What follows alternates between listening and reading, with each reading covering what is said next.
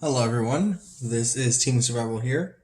Today I have a Invoked Danger Dogmatika branded deck profile for you guys. It's a lot of engines in one. This is a really good deck. I have a version of it that plays dinosaurs as well, but in my opinion, this is the most competitive version and really gee, this is rogue, but like it has the same strength as any tier one deck, any branded deck. It's really nuts. Some of the stuff this deck's able to do. It makes it a little ugly. I'm not gonna lie. We play a lot of hand traps and board breaking cards. We simplify the game state and then outgrind our opponent. Um, I'll jump right into it because I have a lot to talk about. So nothing crazy here. Three meltdown. This is like think of this as like branded lost. If this is on the field, they really can't respond to your fusion plays, which is pretty nuts. And being able to get normal summon Alistar for a free Omni Negate that banishes, which is really good right now. The fact that Makaba banishes is pretty nuts. And this is just super consistent. Three Alistar, obviously, with the two invocation. Three invocations too much. One is incorrect. It's pretty interesting. Drawing this card is not that bad. With Branded Fusion, sometimes you're able to send Alistar to the graveyard off of it for if you have Lubellion, and then you're able to use the invocation from your cards in grave, which is pretty nuts. This is very standard. The engine's it's just free. It's super consistent. It's exactly what we're looking for. Think of it as like normal summon Overraptor. It's the exact same thing. Three Branded Fusion. Card is still pretty nuts. Two Fallen of Elbaz. That is five regular normal summons, which is the correct ratios. We're playing one branded in red. Only one.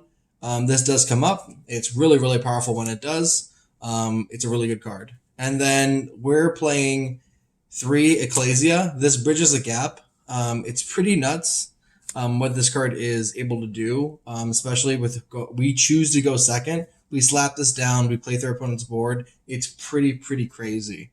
Um, I can't believe it's a level 4 tuner, but there's not much we can do with that, if I'm being completely honest. Yeah, this card's really good for the deck. It's technically another normal summon, but we're using this as a special summon. And I consider this card very similar to Misk, because Misk gets hit by like multiple hand traps. Though it protects your dinosaurs for the main phase, Misk it by itself is a very easy Ash choke point and a very easy draw choke point, a very easy gamma choke point. It's a very easy choke point just in general.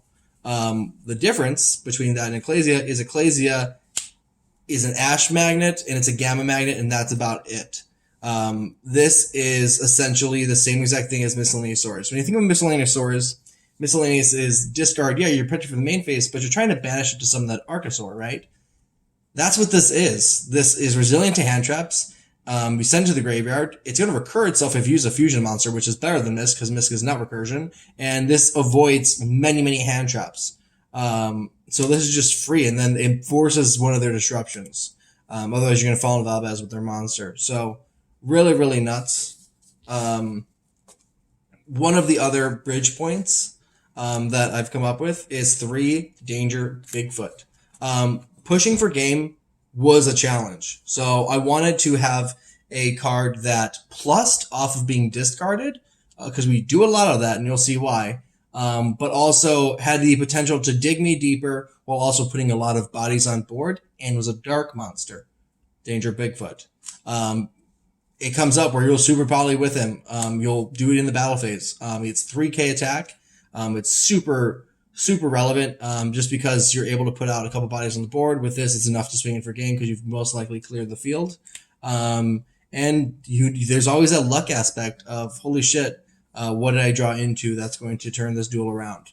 This is really cool 3 of. It's aggressive, but I think that any Invoked Dogmatika branded, some type of variant should be playing these.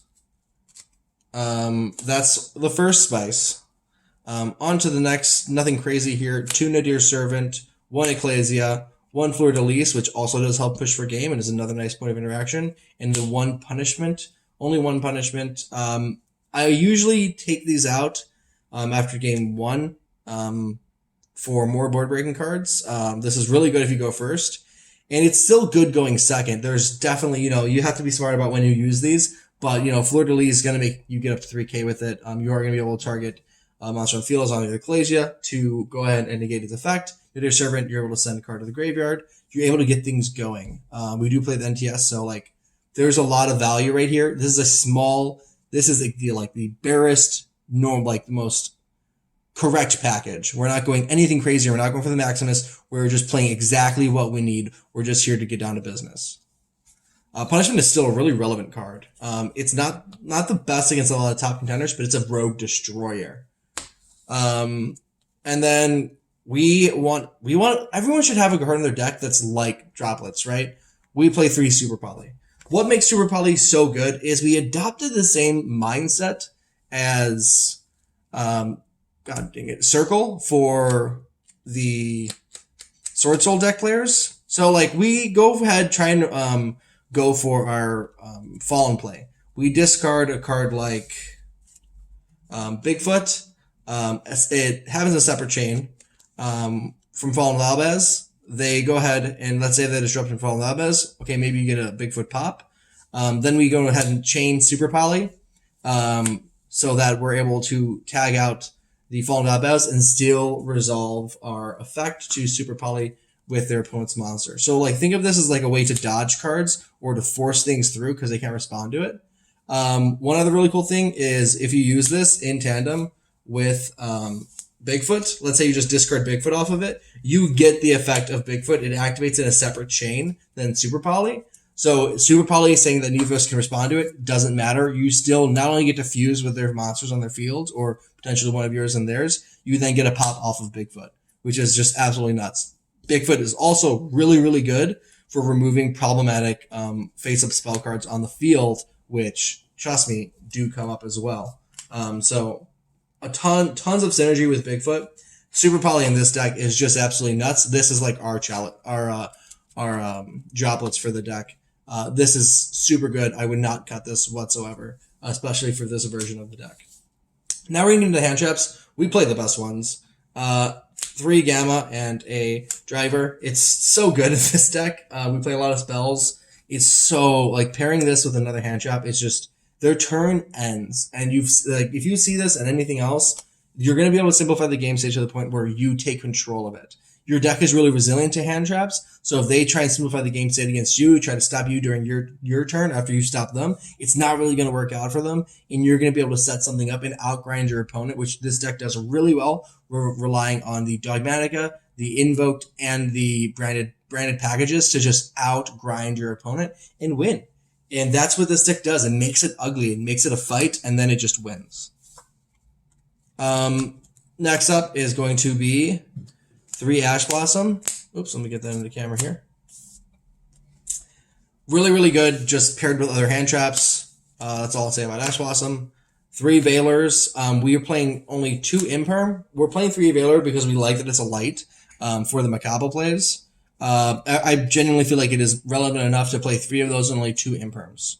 So our hand trap counts like 11, which is a pretty high number when you mix in like the Super Polys and all the other cards that we're playing that are already playing through our opponent's board with the Ecclesias and the Nadir Servants, all that stuff. This deck is naturally really good at going second and going first. It's good. You can set up a Macabre with multiple hand traps, a Super Poly, and whatever else you might have, especially if you see the Dogmatika package, and it's typically enough to win for game. We're not relying on the Schism play to go ahead and get a window. I've thought about siding that in, but I'm playing other cards in the side deck that I feel are more valuable and fill the weaknesses that this deck has. If you want to put that in, the Schism, go ahead and get your App Cologne and your window in there. You can totally squeeze that in, and I'll explain where you can do that. I would also like to note that instead of this Dogmatika package, you can play a Dinosaur package. 1 Overtex, 1 Double Evolution Pill, 1 Pinkertops, 1 Ultimate Conductor Tyranno.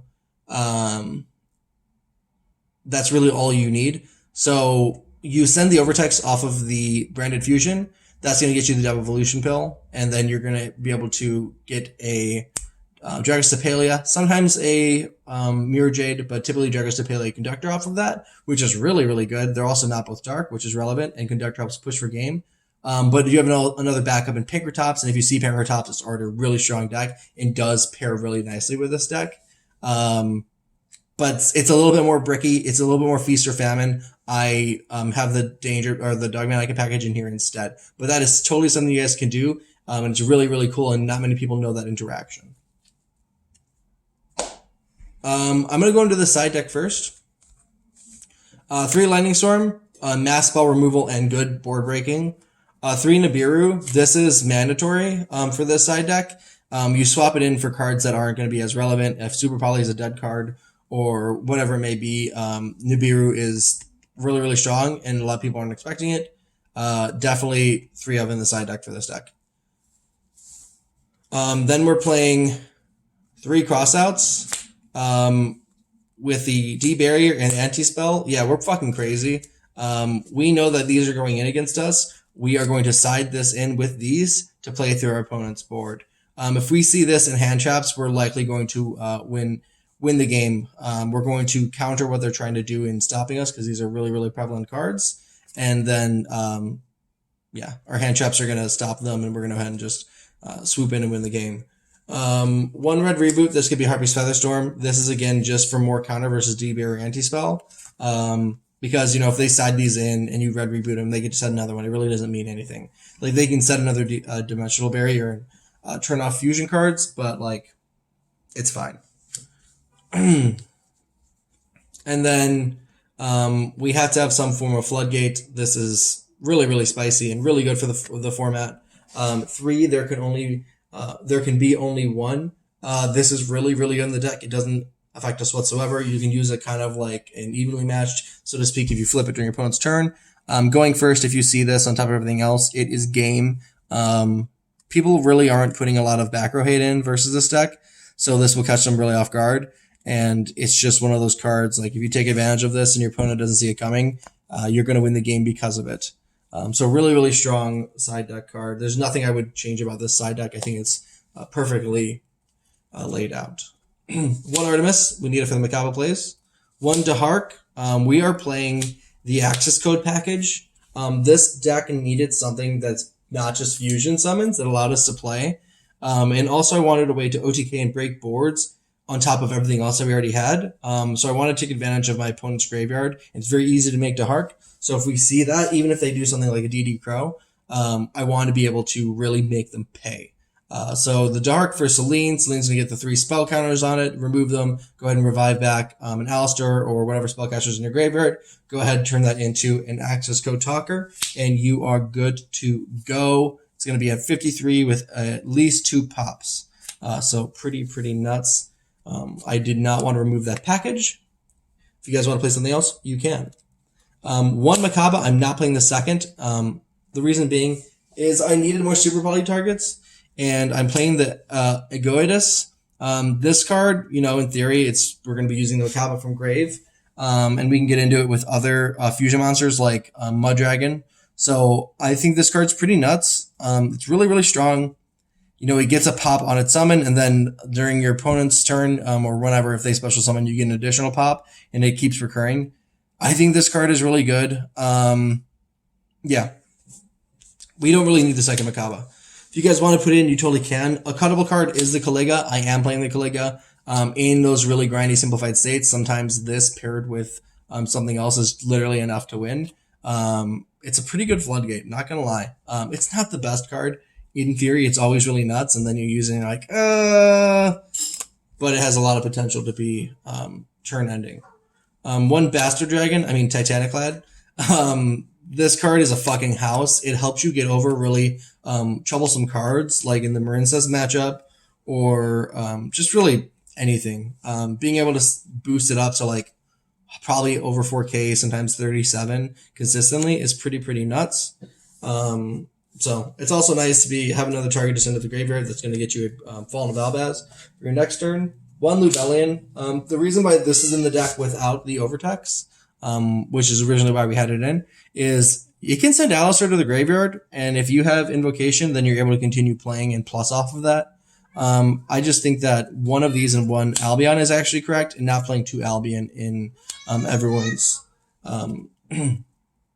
branded version decks. You don't have to just do what everyone does and play the 2 Albion. I actually think 1-1 is greater. That's it. You could get cheeky and go for like other types of fusion plays with Lubellion in the deck, but I wasn't opting for that. 1 Mirror Jade, only need 1. 1 Jagaspalia. Easily can make these with the branded fusion. On top of that, the Starving Venom. But these 2 are generically really good with Super Poly.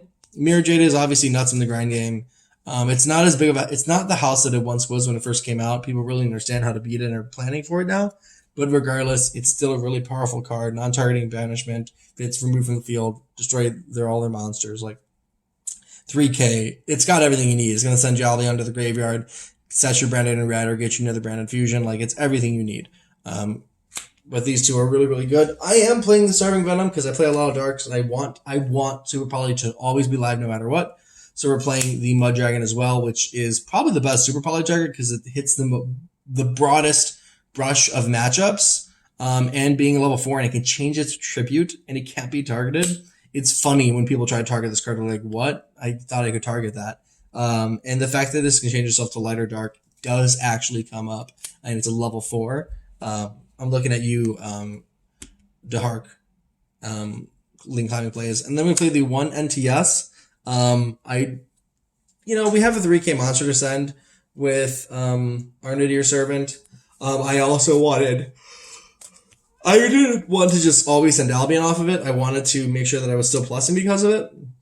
So, or at least getting more value, extracting as much as I can. So that's why we're playing the NTS. So that is it for the deck profile, guys.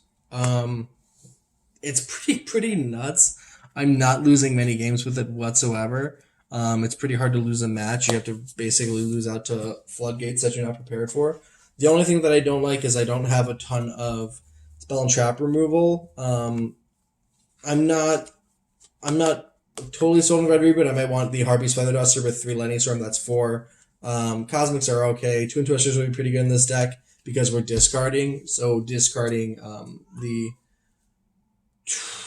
Bigfoot is really nice, and anything else that getting him into the graveyard. But I'm already playing Silver Poly and whatnot, so I'm definitely taking a look at maybe putting 3 Twin Twisters in somewhere or some form of that. Especially if a Super Poly might be dead against that style of deck. Just having that same style of a card, discard, get mass value out of it, and then try and get a Bigfoot or some type of value off of the discard as well. But that is it for you guys. I really hope you check out this deck and build it and test it for yourself. I think you will be shocked at how consistent and strong it is. And yeah, that's it. There's a spice for you guys. Peace.